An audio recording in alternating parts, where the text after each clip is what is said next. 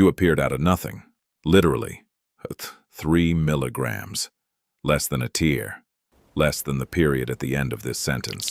And from those 3 milligrams grew something that changed the culinary landscape of entire continents, sparked a lawsuit in the U.S. Supreme Court, and became the reason for a massive food fight in the Spanish town of Buñol every August. So you were born a tomato, somewhere in the province of Almeria in southern Spain, or in the Central Valley of California, or under the plastic tunnels of Moroccan Agadir, where the ground is scorching, the competition is brutal, and nobody was waiting for you specifically. Your beginning is 5 to 10 days in complete darkness, moisture, and silence. Then, the first tiny root.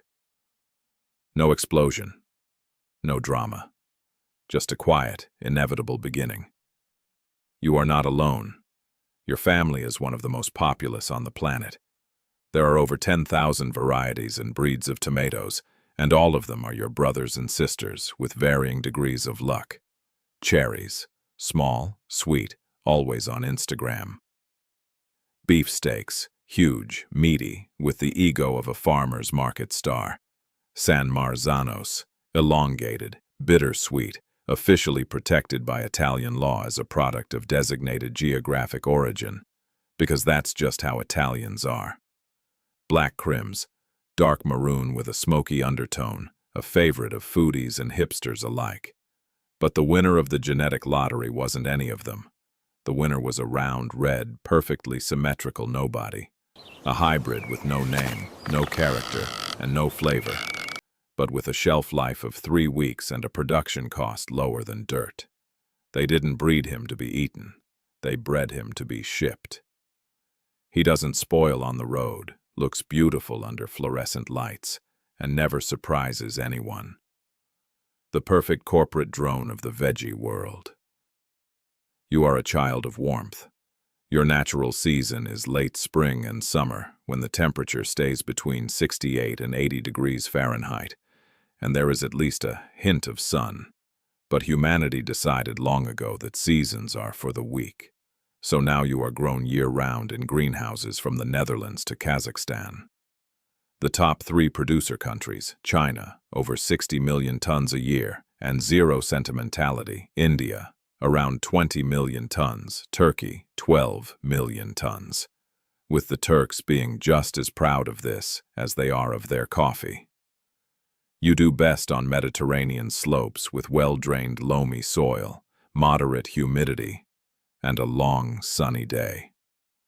The last place on the planet you haven't wandered into yet is Antarctica. It's minus 76 degrees there, with winds hitting 60 miles per hour, and 80 scientists who don't see the sun for 7 months. And guess what? They built a greenhouse anyway and planted you, not because they are hungry. As it turns out, a human can live without sun, without warmth, and without purpose. But without a tomato salad, something just goes wrong. The first 2 weeks you are a seedling. You are fragile, vulnerable, and completely dependent on a person with a watering can.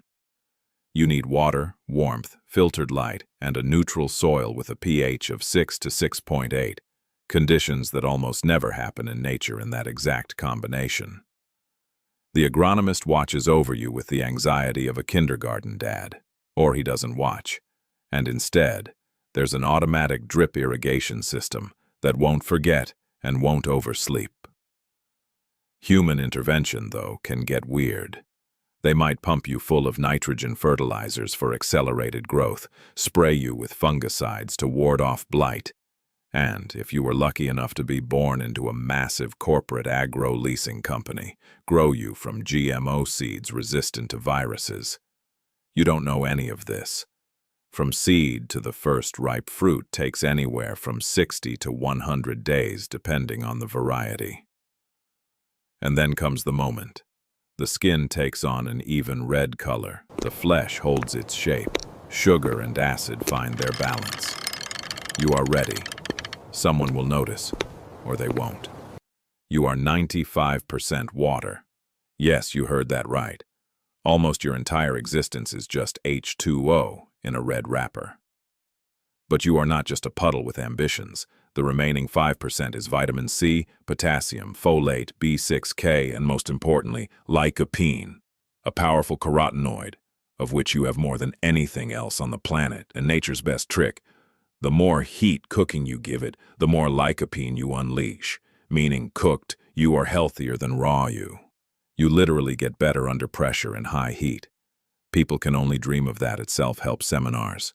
You lower the risk of cardiovascular disease, protect cells from oxidative stress, and inhibit the development of certain types of cancer, specifically prostate cancer, as confirmed by dozens of clinical studies. This isn't an ad or folk medicine. These are peer-reviewed journals. You actually do this just quietly and without expecting a thank you. There are a million recipes, a million variations of what they will do to you, and one of them does not involve you being alive. Raw, you'll be eaten immediately. Cooked, you'll be crushed and stewed down. Sun-dried, withered under the sun like someone who stayed in a relationship for way too long. Canned, shut under a lid and forgotten for 3 years in a cellar, in a glass with vodka at 9 in the morning. We won't even comment on that, because that is someone else's tragedy, not yours. You are one. Destinies. Millions. None of them are yours. You thought the worst was behind you? How about this for an application? They squeeze the juice out of you. Then the pomace goes into biofuels. Next, the skin is ground into dye and handed over to the food industry under the name Ripe Sunset. You undergo total recycling, like a good employee from whom they take everything down to the last drop and say thanks on the way out. In Spain, every year, thousands of people gather in Buñol and throw tons of tomatoes just because, not for food, not for meaning. It's August, there's free time, and so tons of you go flying into the faces of strangers. Since 1965, tomato juice has been the official beverage of the state of Ohio. Nobody knows why. Nobody asked. Someone voted, and now it's a fact that exists regardless of whether anyone wants to know it. So where can you prove yourself? You survive in drought, in excess moisture, in acidic soil, in alkaline soil, and without any soil at all, in hydroponics, where roots hang in a mineral solution and lead nowhere. Hybrid varieties withstand frost down to 28 degrees Fahrenheit and keep growing. NASA sent you into orbit. You are in space with no atmosphere, no gravity, no reason to do it, and you bore fruit, simply because that's how you are wired. Nobody asked you to. Nobody thanked you. You returned to Earth in someone's report under subsection 4.3. So you survived the harsh daily grind of a tomato and made it to harvest. One of several scenarios awaits you, and you have zero control over which one. The first and best: a Michelin-starred restaurant where the chef slices you into carpaccio and sells you for $24. The second: a supermarket shelf, shrink wrap, a $1.99 price tag, and a week of waiting. The third: a canning factory, 203 degrees Fahrenheit of sterilization, a tin can, and 3 years in a warehouse. The fourth: you stayed on the vine a little longer than necessary, and now you are compost. Honestly, the fourth scenario isn't the worst. You will return to the earth and provide food for the next generation, which you will never see. Your life is short and not exactly glamorous. A tomato plant in natural conditions lives for 1 season, from 5 to 8 months. In a climate-controlled greenhouse, up to 2 years unless a human decides otherwise. But the peak of your lifespan is even shorter. After harvest, you live for 5 to 14 days at room temperature and up to a month in the refrigerator. But in the fridge, you lose your flavor and aroma because the low temperature destroys volatile compounds. A paradox. To keep you around longer, they have to make you worse. People do the exact same thing with a lot of things. So let's talk about your reputation. You are a controversial figure from a botanical standpoint. You are a fruit because you develop from a flower and contain seeds.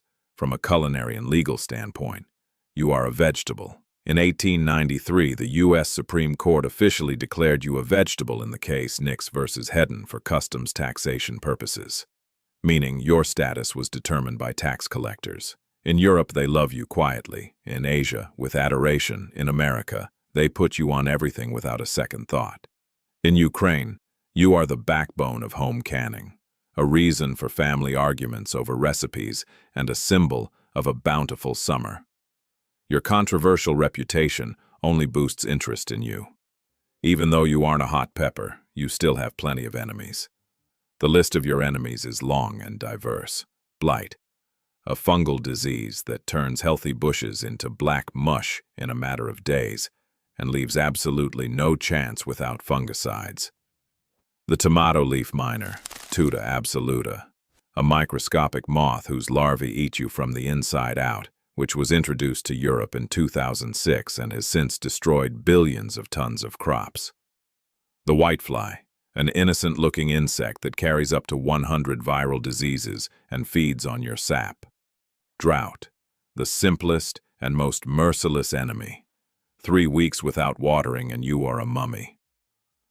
The one enemy that can't be beaten. Time. After harvest, every hour you lose moisture, aroma, and sugar. Chemistry is inevitable. Logistics are ruthless. Even the most perfect specimen eventually just comes to an end. Late August. 37 degrees Fahrenheit at night. Blight comes without warning, like the IRS, only faster. Dark spots on the leaves, then on the stems, then silence where your neighbors were yesterday. But you are no ordinary pepper, tomato. You are a hybrid with the PH3 gene, the chosen one. You hold on. You stand tall. In the morning, the agronomist arrives, sees you, alive among the ruins, and takes a photo. Not to save you, to show the insurance adjuster that the losses are real. You appear in the paperwork as a single surviving specimen, holds no commercial value. Stamp. Signature, late August. If you respect the tomato, like and subscribe to the channel.